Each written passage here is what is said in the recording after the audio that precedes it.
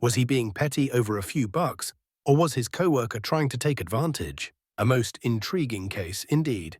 As the judge, I shall weigh the evidence and render my verdict. First, let's examine the facts.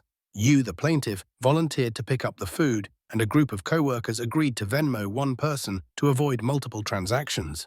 You checked the receipt and discovered that Sarah, the defendant, had ordered 2 full meals instead of 1. You texted her to double-check, and she responded with a clear indication that she intended to have you pick up both meals. However, when you got to the counter, you paid for both meals without discussing it with Sarah further. Upon returning, you informed Sarah of the total, including the extra meal, and she claimed she thought you were covering it since you picked it up. Now let's consider the law. In this case, the law is quite simple.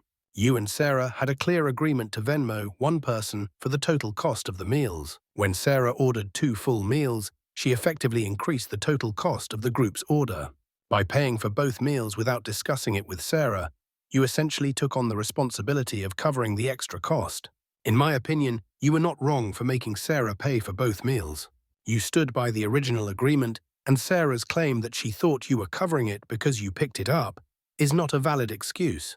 Her response to your text message clearly indicated that she intended to have you pick up both meals, but she did not explicitly state that you should cover the extra cost. Furthermore, Sarah's claim that you were being petty over just a few bucks is not a valid defense. As the person who picked up the food, you had every right to expect that the group would stick to the original agreement. Therefore, I hereby render my verdict. You, the plaintiff, are not wrong for making Sarah pay for both meals. Your actions were in line with the original agreement, and Sarah's behavior was not justified.